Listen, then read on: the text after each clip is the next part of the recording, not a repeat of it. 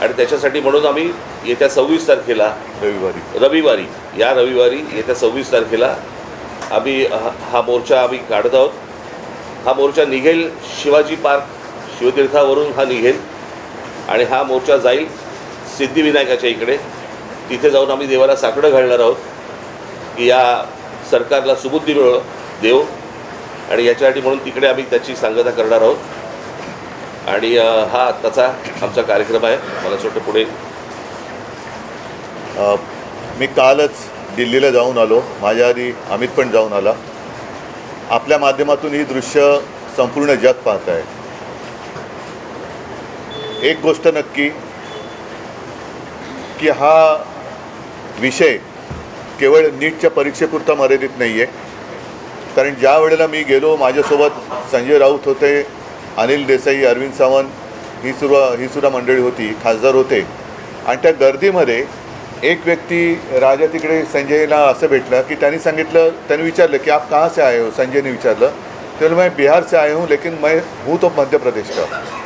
तर तो काही विद्यार्थी वाटत नव्हता पण मध्यमवयीन तरुण होता. तर त्याला विचारलं आप क्यों आए हैं. तर त्यांनी सांगितलं की माझा व्यवसाय नीट चाललेला होता, माझी रोटी व्यवस्थित चालू होती, पण नोटबंदीच्या वेळेला माझी पूर्ण उद्योगधंदा रोजीरोटी उद्ध्वस्त झाली आणि तो राग व्यक्त करायला मी आलेलो आहे. म्हणजे हे एक निमित्त झाले असं म्हणा पाहिजे तर, परंतु हा गेल्या काही वर्षातला राग हा आता उफाळून वरती आलेला आहे. दुर्दैवाने आज मी वृत्तपत्रात वाचलं आणि कालच आपल्या माध्यमातून मी बघितलं की न्यायमूर्तींना किंवा न्यायालयाला या प्रकरणाकडे लक्ष द्यायला वेळ नाही असं ते म्हणाले. आता विषय असा झालेला आहे की दिल्लीमध्ये मलासुद्धा तिथल्या काही मुली भेटल्या आणि त्या संतप्त होत्या. त्या सांगत होत्या की आमचे कपडे फाडले गेले, वाटेल तसं मारलं गेलं, काही ठिकाणी तर लाठ्या काठ्यांना खिळे लावून, गजलेले खिळे लावून मारलं गेलं, डोकी फोडली गेली. आणि काल एक व्यक्ती जी महिला म्हणजे मुलगी जी अत्यवस्थ होती, मला कल्पना नाही, आता तिचं येता वाचलं की आता आहे की नाही मला माहिती नाही आहे. तर एक असे अत्याचार वाढत चाललेले आहेत. न्यायालयाला कबूतरं, कुत्रे यांच्याकडे लक्ष द्यायला वेळ आहे, पण कॉक्रोचकडे लक्ष द्यायला वेळ नाही, हे दुर्भाग्य आहे. आणि देशाची परिस्थिती आता अशी झाली का आणि न्यायालयाची परिस्थितीसुद्धा अशी धृतराष्ट्रासारखी झाली का. म्हणजे द्रौपदीने धृतराष्ट्राकडे न्याय मागण्यासारखं झालेलं आहे. आता मधल्या काळामध्ये चंद्रचूड यांनी न्यायालयाच्या न्यायदेवतेच्या डोळ्यावरची पट्टी काढली होती. ती न्यायदेवतेने परत पट्टी बांधली आहे का आणि कशासाठी बांधलेली आहे. हे एकूणच जे चाललेलं आहे हे सरकार आता कोणाला आपलं वाटते असं दिसत नाही आहे. कारण मी ज्या वेळेला तिथे पोचलो तेव्हा जसं आत्ता राज म्हणाला की आता विषय केवळ धर्मेंद्र प्रधान यांच्या राजीनाम्यापुरता नाही, तर ह्या मुलांना, या विद्यार्थ्यांना आता हे सरकार नकोसं झालेलं आहे. हेच विद्यार्थी होते, हीच मुलं होती ज्यांनी अच्छे दिन याची अपेक्षा करत ह्या सरकारला निवडून आणलं होतं. पण हे सरकार निर्दयीपणाने वागतंय. पंतप्रधानांनी आज ते काय ट्विट केले, कारण म्हणजे त्यांनी जाऊन बोलायला काय हरकत नव्हती.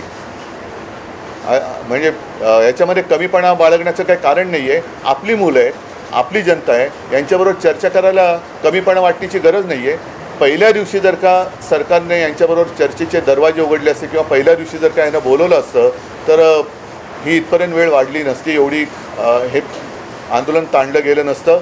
लोकांना आज व्यक्त व्हायचे, इतके वर्ष साठलेला राग, असंतोष हा उफाळून वर आलेला आहे आणि त्याला एक वाट करून देण्याचा आम्ही प्रयत्न करतो आहे.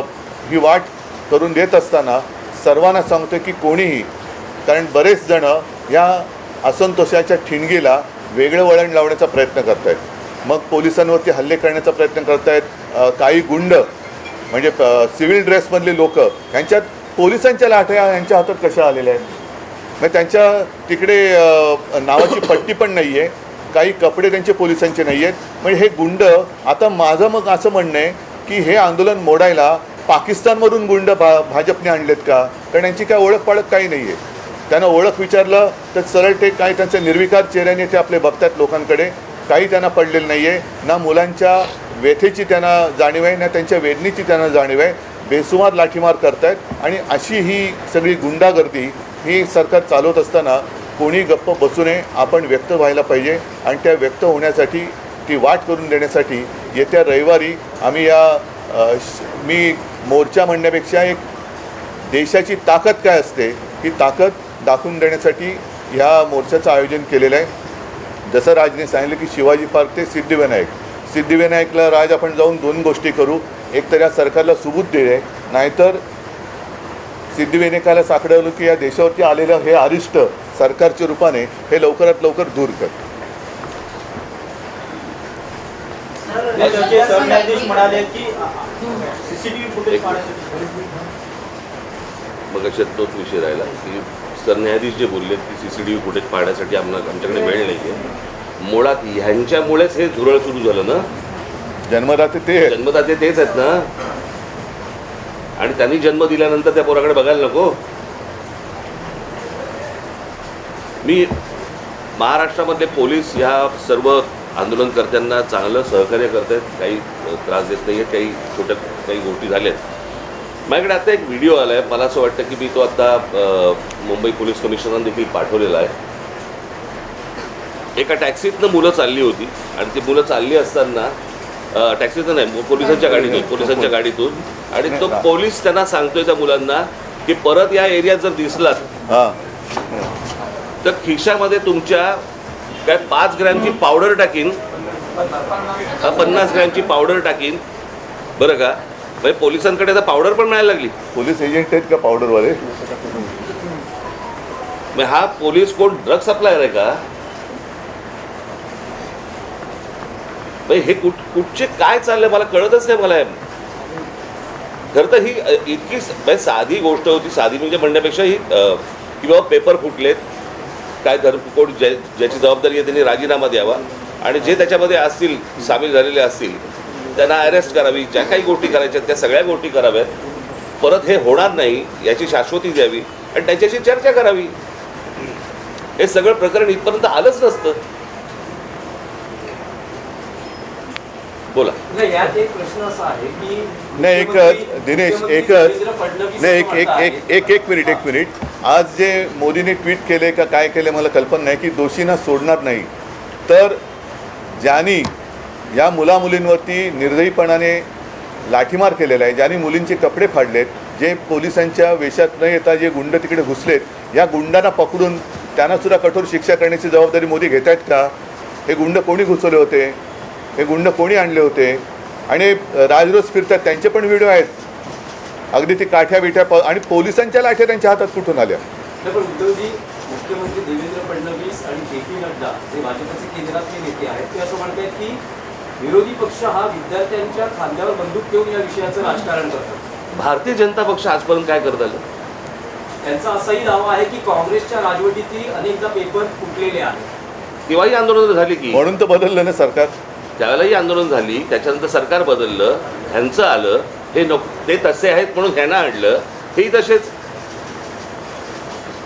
म्हणजे ते सांगतात की सरकार बदला आणि विद्यार्थ्यांच्या खांद्यावरती बंदुका विरोधी पक्ष ठेवत असतील तर विद्यार्थ्यांच्या छातीवरती बंदुका तुम्ही का रोखता? नाही. आणि दुसरी गोष्ट, त्या अण्णाच्या टोप्या घालून कोण फिरत होते? त्यांचीच माणसं होती ना. अण्णांकडे एवढी माणसं नव्हती. आणि ह्याच्यामध्ये परत ह्यांनी काही चुका केल्या की त्याचं राजकारण नाही करायचं. आणि हे ज्यावेळेला विरोधी पक्षात जातात त्यावेळेला सगळ्या गोष्टींचं राजकारण करणार. पण शरद पवार काल पंतप्रधानांना भेटले, त्याला जंतर मंतर म्हणतात. तेच आहे की त्यांनी तुम्हाला काही कल्पना दिली आहे का? कारण नाही, मला असं वाटतं विषयाला आता फाटे फोडण्याची आवश्यकता नाहीये. आम्ही सगळेजण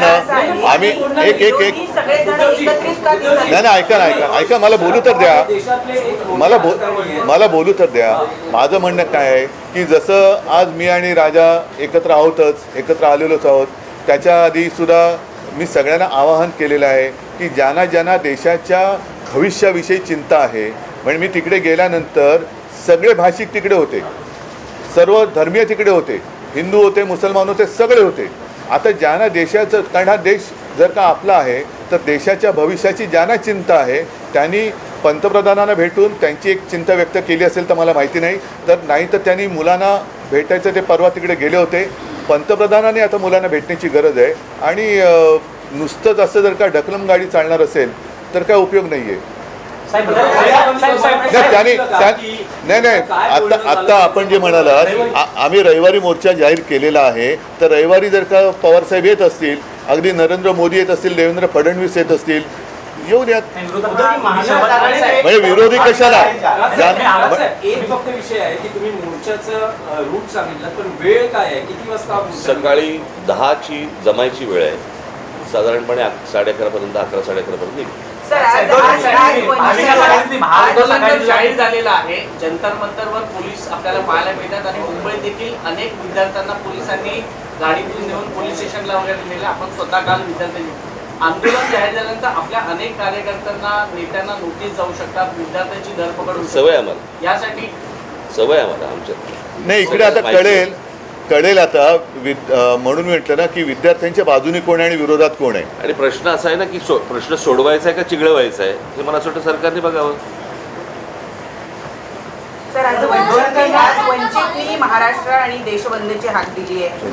26 तारखेला तुम्ही आता मोर्चा काढणार आहात. प्रत्येक राजकीय पक्ष वेगवेगळ्या गोष्टी करण्यापेक्षा पहिली गोष्ट म्हणजे आता हे ते जाहीर करणारे आम्हाला माहीत नव्हतं, त्यांनी स्वतंत्रपणे जाहीर केलं ती गोष्ट, बरोबर आहे. आम्ही देखील जे काही ज्याला मोर्चा म्हणा किंवा काही म्हणा, ह्या सगळ्या गोष्टी करताना तिथे आमचे राजकीय पक्षाचे झेंडे नसणार, कळलं का?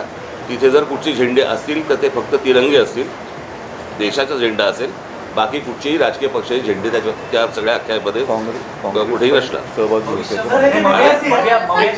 आणि आत्ता उद्धव सांगतात त्याप्रमाणे काँग्रेसशी देखील बोलणं चालू आहे, ते देखील सहभागी. काल माझं बोलणं झालं, राहुलजींशी पण झालं, मग सपकाळांचा फोन आला होता आणि त्यांनी पण सांगितलं की आपण एकत्रितपणाने ह्या गोष्टी करू. आता हे आम्ही परवाच्या मोर्चाची घोषणा तर केलेली आहे, आता त्यांनासुद्धा आम्ही सांगतो सगळ्यांनीच, अगदी पवारसाहेबांना असेल आणि भारतीय जनता पक्षातल्यांनासुद्धा जे विद्यार्थ्यांचे खरे पालक आहेत, ज्यांना विद्यार्थ्यांबद्दल तरुणांबद्दल चिंता आहे, आणि असे अनेक भाजपची लोक आहेत की त्यांना आता असं वाटते की आपण भाजपचे समर्थक राहून गुन्हा केला, ते सगळेजण या मोर्चात सहभागी होऊ शकतात. आणि मला असं वाटतं एकच मिनटं, आणि मला असं वाटतं विद्यार्थ्यांबरोबर आवाहन करीन की पालकांनी देखील याच्यामध्ये सामील व्हावं. फोन केलं, फोनवर बोलू. नाही, एक तर काय झालं, मी तिकडे रात्री पोचलो त्यावेळेला त्यांचं आंदोलन नुकतंच संपलं होतं आणि त्यांना मला वाटतं ते कुठलं छत्रसाल स्टेडियम तिकडे नेलं होतं. मला जंतर मंतरवरती जायचं होतं कारण अभिजित आणि सगळेजण तिकडे वाट बघत होते. मी तिकडे गेल्यानंतर मग माझी काही भेट झाली नाही, पण काल सकाळी माझं फोनवरती बोलणं होतं. भविष्यामध्ये आपण जंतर मंतरवर विद्यार्थ्यांशी थेट संवाद जाण्यासाठी जाणार आहात? अरे मी आत्ताच गेलो असतो, माझी तब्येत बरी नव्हती. नाही, दुसरा मुद्दा काय माहिती आहे ना, जंतर मंतरवरती एक केंद्रबिंदू झालेला आहे, पण हे आता पूर्ण देशाची भावना आहे. म्हणून मी जे म्हटलं ना की एक राष्ट्र एक भावना, जो जिथे जिथे आहे तिथे त्यांनी या गोष्टीचा विरोध व्यक्त केला पाहिजे. सगळेजण काही जंतर मंतरवरती पोहोचू शकतात, जाऊ शकतात आणि जाण्याची गरज आहे असं मला वाटत नाही. आज ग्रामीण भागातसुद्धा आंदोलनं होत आहेत, राज्यातल्या आणि देशातल्या अनेक शहरांमध्ये ही आंदोलनं होत आहेत. विद्यार्थी झुंडीच्या झुंडीने बाहेर पडत आहेत. आणि कालच एक मी व्हिज्युअल बघितलं की एक तरुणी त्या पोलिसांच्या गाडीसमोर एकटी उभी राहिली होती, इथेच बाजूला. ही तरुणांची ताकद आहे. ज्या ताकदीला झुरळ समजलं जातं, त्या झुरळांच्या ताकदीला आता हे घाबरलेले आहेत.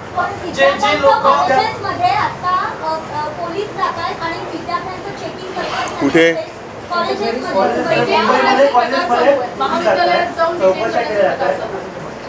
काय कसलं चेकिंग करतात?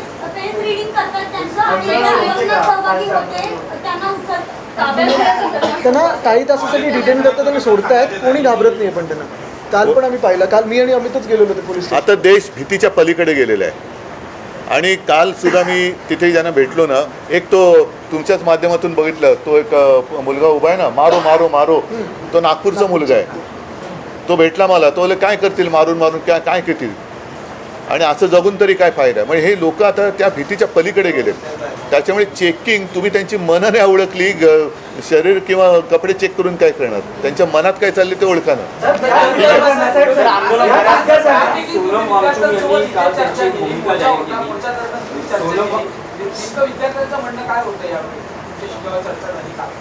आलं नाही तुमच्यापर्यंत? त्यांनी व्हिडिओ काढले होते ना. ऑडिओ व्यवस्थित नाही आहे सोनम वांगचुक यांचं असं म्हणणं आहे की विद्यार्थ्यांवर ज्या केसेस आहेत हो. त्या मागे घेतल्या तर आपण आंदोलन किंवा उपोषण संपवू. तुमचं विरोधी पक्षाचं काय म्हणणं आहे की याचा लॉजिकल एंड म्हणजे धर्मेंद्र प्रधान यांचा राजीनामा तेव्हाचे आंदोलन थांबेल, की सरकार असं म्हणते की चर्चा करायला या, लोकसभेत संसदेत यावर चर्चा होईल आणि त्यानंतर मग पुढचा निर्णय घेण्यात. आता तिकडे Logical end काय? नाही बघा, आता प्रत्यक्षात तिकडे काय चाललं आहे, कारण मी मागे प्रेस कॉन्फरन्स घेतली होती. नाही, मी इथेच बोललो होतो, मला वाटतं की काही वर्षांपूर्वी म्हणजे 2018 साली एक जी डी अगरवाल नावाचे गृहस्थ होते, ते गंगेसाठी उपोषणाला बसले होते. सरकारने लक्ष नाही दिलं. 115व्या दिवशी त्यांनी प्राण सोडला. गंगा आणखीन वाईट झाली. म्हणजे करोनाच्या काळात तर मग गंगेमध्ये मृतदेह पण सोडले गेले. मग या सरकार हे निर्दयी आहे. मी वांगचुकना त्यांना तिथून हलवण्याच्या आधी 1-2 दिवस आधी फोनवरनं बोललो होतो आणि मी त्यांना हेच सांगितलं होतं की आपण उपोषण सोडा, कारण उपोषण कोणासमोर करायचं, ज्यांना काहीतरी संवेदना आहेत. या सरकारला संवेदना नाही आहे. त्याच्यामुळे त्यांना असं वाटतं की अशी लोकं गेलेली बरी, म्हणजे एकदा काय ते सगळं स्मशान शांतता होऊ द्या. पण तसं दिसत नाही आहे. अनेक जण आता प्रत्येकाच्या मनामध्ये ही ठिणगी पेटलेली आहे. त्याच्यात तुमचा जो विषय आहे की धर्मेंद्र प्रधान, शेवटी मग जबाबदारी कोणाची आहे? जे जबाबदार आहेत त्यांना सोडणार नाही. मग धर्मेंद्र प्रधान पहिले जबाबदार आहेत, त्यांना का सोडताय? आणि धर्मेंद्र प्रधान पण कोणी एकेकाळी पेपर फुटीच्या विरुद्ध रस्त्यावर उतरले होते असं म्हणतात, जे आता विद्यार्थ्यांचं नशीब फोडतायत. तुम्हाला काय वाटतं की चर्चेतून, सरकार म्हणते चर्चेला या, यातून मार्ग काढू, तुम्हाला असं वाटतं की चर्चेतून मार्ग हे सुरुवातीला करायला पाहिजे होतं ना. हीच गोष्ट उपोषणही झालं नसतं, लाठीचार्ज झाला नसता, मुलांनी मार नसता खाल्ला. काय झालंय आता, घराघरामध्ये हे सगळं पोहोचलेलं आहे आंदोलन. त्याच्यामुळे सरकार आत्ता बॅकफूटवरती गेलं आणि म्हणून आत्ता ते सांगतात की आमच्याशी चर्चा करायला या म्हणून. कळलं का? ज्यावेळेला ज्यावेळेला त्या शेतकऱ्यांनी, ज्यावेळेला पंजाबच्या शेतकऱ्यांनी, हरियाणाच्या शेतकऱ्यांनी ज्यावेळेला मोर्चा काढला होता, त्यावेळेला काय नाही बोलवलं? कारण तो प्रत्येक घरातला, देशातला नव्हता विषय. आत्ता त्यांना अंदाज आला या सगळ्या गोष्टींचा. त्यांच्याकडे पण यंत्रणा आहेच त्यांच्याकडे, की अंदाज आला की हे घराघरात पोचलंय आणि घराघरात पेटलंय. म्हणून आता बोलतात की आमच्याशी चर्चा करायला या. मणिपूरच्या प्रकरणात, त्या शिखांच्या प्रकरणामध्ये काही ट्विट केल्याचं आढळलं का पंतप्रधानांनी? त्यांच्या लक्षात आलंय की हे आपल्या अंगलट आलेलं आहे आणि म्हणून ही आता सारवासारव सुरू आहे. आणि एकच आता नाही एक मिनिट, तुम्ही जे आता सांगितलं ना, की आता घरोघरी जाऊन चेकिंग, कॉलेजमध्ये जाऊन चेकिंग, तर मी सरकारला आणि पोलिसांना एक नम्र विनंती करेन की तुम्ही आणखीन आग भडकवू नका. ही मुलं शांत आहेत, त्यांच्याशी नीट चर्चा करा. ही शांतता भंग करण्याचं काम पोलिसांनी आणि सरकारने करू नये. मुख्यमंत्र्यांना आजही शंका आहे, ते म्हणतात की अँटी सोशल एलिमेंट, असामाजिक. आम्हाला पण शंका आहे की आता सरकारमध्ये असे कोण परकीय शक्ती सामील झाल्यात का की या मुलांना, देशाच्या विद्यार्थ्यांना चिरडण्यासाठी? आणि मी तुम्हाला सांगतो, 26 तारखेला जर असे कोणी घुसवण्याचे प्रयत्न केले ना, फटकावून काढणार. कळलं का? शांततेने मोर्चा असेल, शांततेने ह्या सगळ्या गोष्टी होतील, याच्यामध्ये कुठचीही हुल्लडबाजी नसेल, काहीच गोष्टी नसतील. पण उद्या जर समजा दिल्लीसारखं इथे काही करायचा प्रयत्न केला, घुसवले, इथे काही करायचा प्रयत्न केला, आमची लोक सोडणार नाहीत. सर, हे सगळे उद्याचे मतदार आहेत, हे सगळे ह्या सगळा आक्रोश जो आहे, तुम्हाला वाटतं का मतपेटीतून दिसेल? कारण आधी आपण हा विषय मतपेटीचा नाही आहे. पहिली गोष्ट तुम्ही लक्षात घ्या, आत्ता हा विषय मतपेटीचा नाही आहे, हा विषय कुठच्या निवडणुकांचा नाही आहे, हा विषय आहे त्यांच्या न्यायाचा. कळलं का?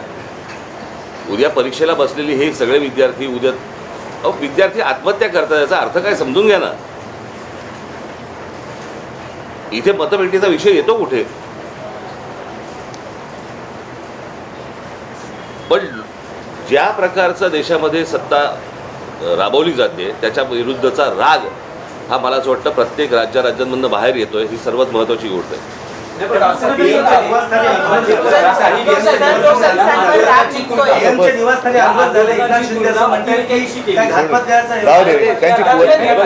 त्यांच्या विरुद्ध बघा, आंदोलनाची तुलना अतिरेक्यांशी, त्यांच्याबरोबर तुम्ही त्यांच्या विरोधात काही बोललात की तुम्ही देशद्रोही असता, अँटी नॅशनल नाही, कोणी केली होतच की- अरे जाऊ दे रे, त्यांची कुवत आहे का? चल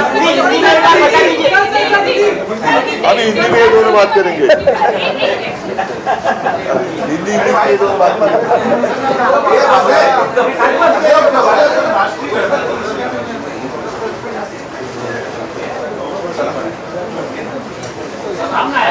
क्या